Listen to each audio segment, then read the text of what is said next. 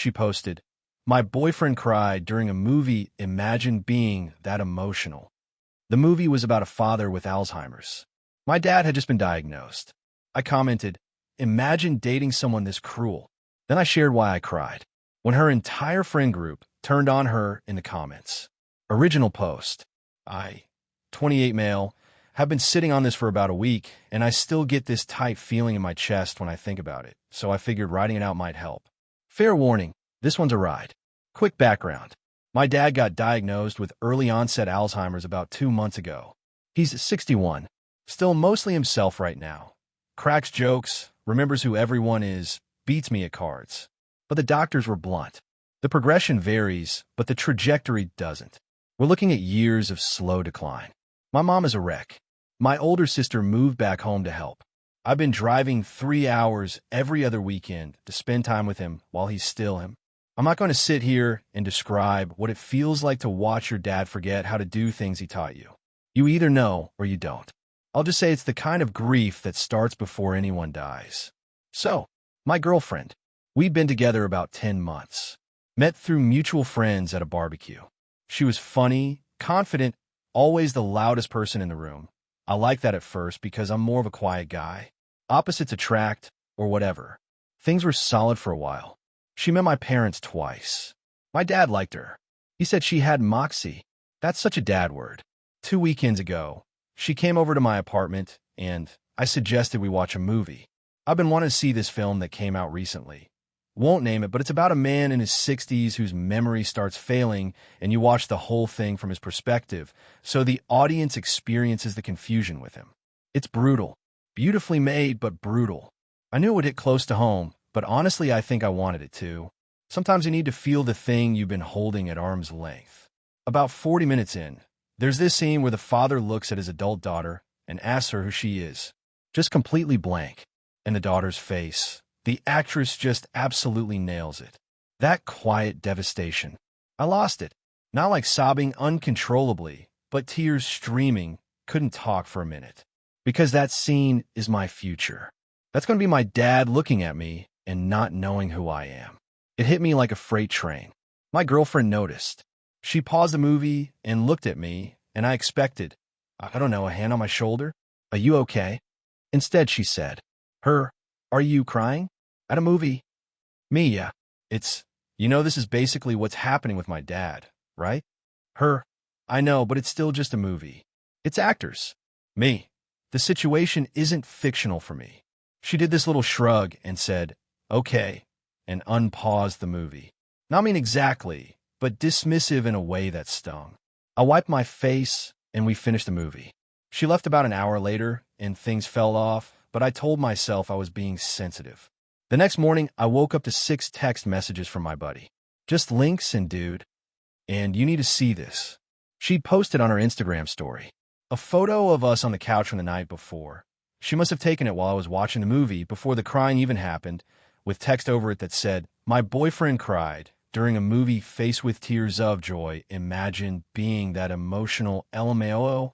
Then a second slide that said, "I need a man, not a golden retriever skull." I stared at my phone for probably 3 full minutes. My buddy had screenshot both slides before they disappeared. Now here's the thing about me. I'm not a confrontational person. I avoid drama like it's a toll road. But something about this, the timing, the cruelty, the fact that she knew why I was emotional and still chose to mock me publicly, something just snapped into place. Not anger exactly, more like clarity. She'd posted those stories to her Instagram, where she has about 1,400 followers. Mostly friends, coworkers, people from college. The stories were public. And because stories disappear in 24 hours, I think she assumed there'd be no consequences. Screenshot and gone. Plausible deniability. But my buddy had already screenshot them. And the thing about stories is that people can reply to them. So I did something I've never done before in my life. I replied to her story. Publicly visible comment on her most recent grid post. A selfie from 2 days before with some caption about living her best life. I kept it simple. My comment, imagine dating someone for 10 months, telling them your father was just diagnosed with Alzheimer's, watching a movie about Alzheimer's together, and then posting your boyfriend's tears as content for laughs. The movie hit home because my dad won't remember my name in a few years. But sure, imagine being that emotional. I don't have to imagine dating someone this cruel. I just lived it. Then I blocked her. I know what you're thinking. Petty? Maybe. But I didn't lie. I didn't exaggerate. I didn't name call. I just told the truth in the same public space she'd used to humiliate me. What happened next is why I'm here. Within about 4 hours, her post had over 200 comments. I couldn't see them because I blocked her, but my buddy was keeping me updated in real time like a sports commentator. Apparently her friend group, the same people who'd been replying with laughing emojis to her stories, completely flipped. Her college roommate commented something like, "This is genuinely one of the worst things I've ever seen someone do." Her coworker replied, "I can't believe I hyped you up in the DMs for this. I'm embarrassed." 3 of her close friends unfollowed her within the hour. The comment section turned into a full-on accountability session. She deleted the post. Then she deleted a bunch of posts. Then she went private. About 6 hours after my comment, she tried to call me. Blocked. She texted from her friend's phone, "You had no right to embarrass me like that." That was a private moment. I responded from my phone, "You posted it publicly to 1,400 people." I just added context. She didn't reply to that. That was a week ago. I'm single now, obviously. I haven't heard from her directly since, though the fallout is apparently still happening. I'll get into that in the updates if people want them. Right now, I'm just sitting with this weird mix of I did the right thing, and I wish none of this had happened. My dad called me yesterday and asked how my girlfriend was doing. I told her we broke up. He said her loss, kid, and then asked if I want to play chess over FaceTime. We played for an hour. He won. I'm going to hold on to that for as long as I can. Update 1, 6 days later. Okay, so the comments on the last post were overwhelming in the best way. A lot of you shared your own experiences with family members and Alzheimer's, and I read every single one. Thank you for that. Seriously. Now, the fallout. Because this woman did not go quietly into the night. Day 2 after my comment, I got a call from a number I didn't recognize. I normally don't answer those, but something told me to pick up. It was her older sister. And let me tell you, the entitlement in this family is apparently genetic. Her sister, "Hey, so, my sister's really upset, and I think you owe her an apology." Me? For what? Her sister. For publicly humiliating her. You could have handled that privately. Me? She publicly mocked me, crying about my father's terminal illness. I responded with the truth. What part of that requires my apology? Her sister. Look, she makes jokes. That's her personality. She didn't mean anything by it. You're being way too sensitive about this. Me. My father has Alzheimer's. Her sister. I know that, but... Me. No. I need you to hear that sentence. My father has Alzheimer's. He will progressively lose his memory, his personality, and eventually his ability to function.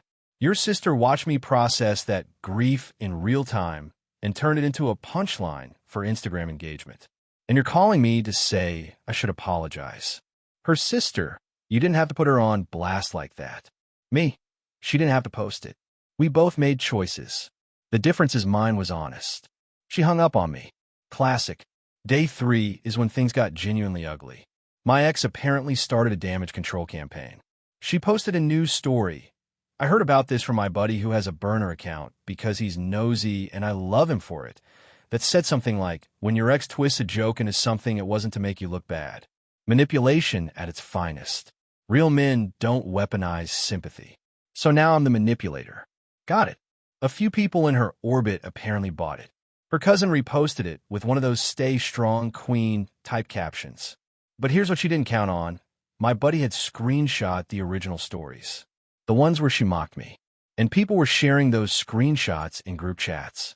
You can spin a narrative all you want, but when the receipts are just right there, it's hard to sell. It was just a joke, when the joke is laughing at someone crying about their dying parent. Day 4. This is the one that really tested me. I got a DM on Instagram. She'd apparently created a new account since I'd blocked her main, and it was a long message. I'll paraphrase because it was rambling, but the gist was, "You ruined my friendships. You ruined my reputation." People on my job saw the comments, and now everyone looks at me differently. I hope you're happy. All because you couldn't take a joke. I didn't respond. I just screenshot it and sent it to my buddy with she made a whole new account for this. And he responded, the audacity is almost impressive. But here's what actually happened at her job and why I know about it. One of her coworkers, the one who'd commented on the original post about being embarrassed, is apparently friends with a guy in my recreational basketball league. Small world stuff. He told me, without me asking, that the screenshot of her story had been going around their office.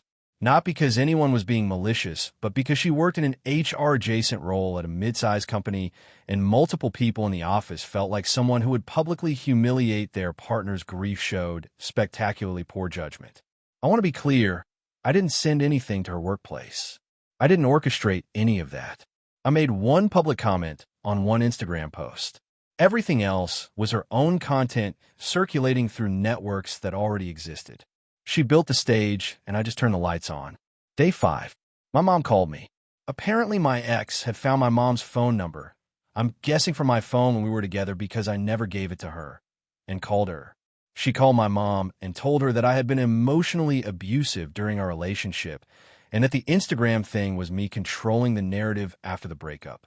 My mom, bless her, is a 58-year-old woman who has been dealing with her husband's Alzheimer's diagnosis and has approximately zero patience for drama. She told me the conversation lasted about 90 seconds and went something like, "My ex, I just want you to know the kind of person your son really is." My mom, "Honey, I know exactly the kind of person my son is. He drives 6 hours round trip every other weekend to play cards with his father while he still can. What kind of person calls a stranger to badmouth her own ex? My ex. He humiliated me online." My mom, "You mocked a boy crying about his daddy's illness on the internet for strangers to laugh at, and now you're calling his mother for sympathy? I'm going to hang up now. Please lose this number." When my mom told me about this call, 2 things happened.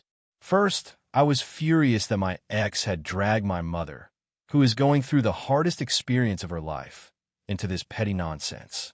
Second, I was so proud of my mom I could have burst. But the fact that she called my mom, that crossed a line I didn't know existed. My mom doesn't need this. She's got enough. I called my ex from my buddy's phone. She picked up immediately. "Me. This is me. I'm going to say this once. Do not contact my family. My mother is caring for a man with a degenerative brain disease. She doesn't have the bandwidth for your feelings about Instagram comments. If you reach out to anyone in my family again, I'll pursue a harassment complaint. That's not a threat. That's a boundary." Her, "Oh, so now you want to talk? When it's about protecting mommy." Me, goodbye. I hung up. Then I went to the bathroom and sat on the edge of the tub for about 10 minutes because my hand was shaking. Not from anger, from exhaustion. Grief is already heavy enough without someone actively trying to make it worse. More coming in the next update, because she wasn't done. And honestly, neither was I. Update 2, 12 days later. Last update. I promise. I need to be done talking about this person. So after the phone call where I told her to stay away from my family, things went quiet for about 4 days. I thought maybe the message got through. I was wrong, but the silence was nice while it lasted. Day 9 after the original comment. I'm at my rec basketball game, and my buddy nudges me during a water break and hands me his phone. My ex had posted again, new account, public this time, a long caption under a selfie. It was this carefully crafted essay about surviving emotional abuse and how manipulative people use sympathy to control public perception. No names, but specific enough details that anyone who knew the situation would know exactly who she was talking about. She painted this whole picture of a controlling boyfriend who isolated her from friends and used a family health crisis as emotional leverage in arguments. She said she'd been walking on eggshells for months and that the Instagram story was just a lighthearted joke that he weaponized to destroy my social life. Now, this is the part where I have to be honest about what I was feeling, because when I read that post, the first thing I felt wasn't anger. It was fear. Accusations like emotional abuse and manipulation. Those stick to men in a way that's hard to shake. You don't get to just say, "That's not true," and have everyone believe you. The court of public opinion doesn't work that way, especially not for dudes. I knew that. She knew that. That's exactly why she used those words. I sat in my car after the game for a long time. My buddy sat with me. He didn't say anything for a while, and then he goes, "You know you have the receipts, right? You have the screenshots. You have the timeline. You have your mom as a witness to the phone call. You have her DM from the fake account admitting she was upset about losing friendships, not about being abused." Her own words contradict everything in that post. He was right. And that's when I made the decision that I think ended this. I didn't make a post. I didn't write a rebuttal essay. I didn't go on some crusade. Instead, I did something much simpler and honestly much more devastating. I sent a message to 3 people: her college roommate who'd commented on the original post, the coworker who'd expressed disgust, and one of the close friends who'd unfollowed her.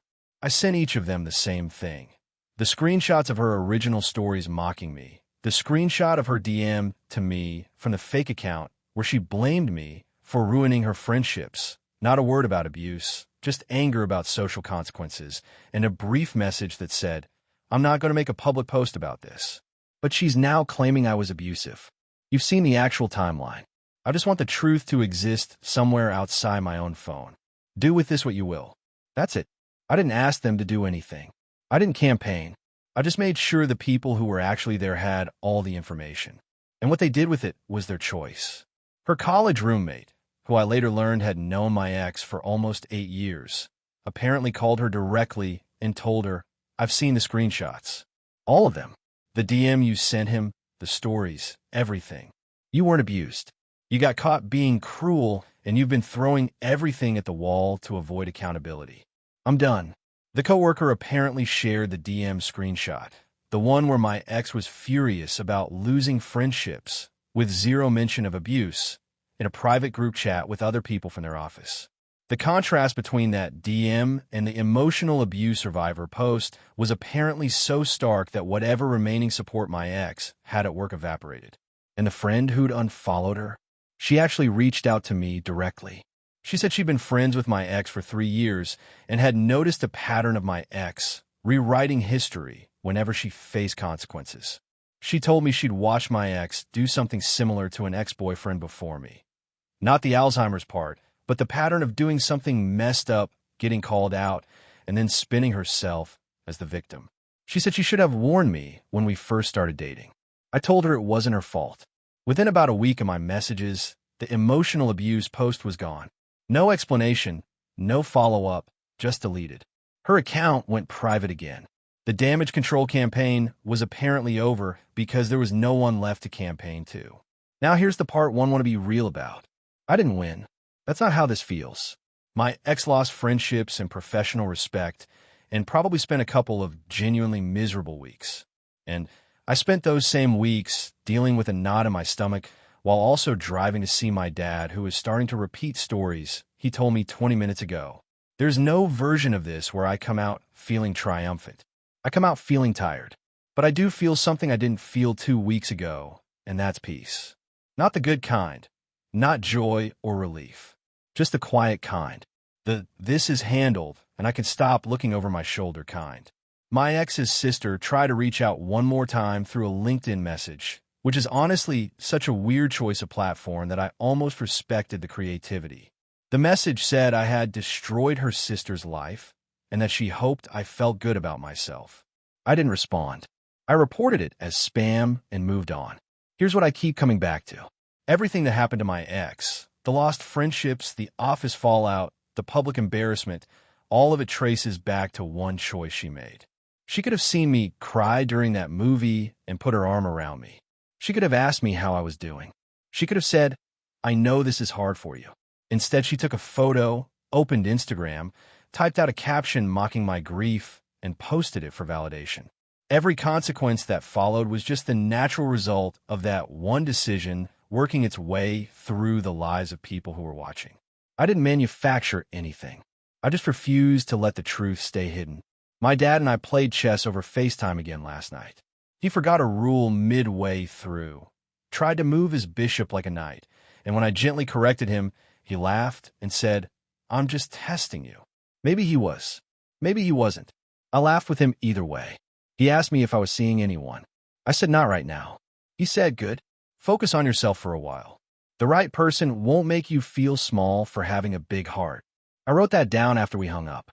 because one day he won't remember saying it, and I want to have it somewhere permanent. That's the end. Thanks for reading. Take care of your people while you can.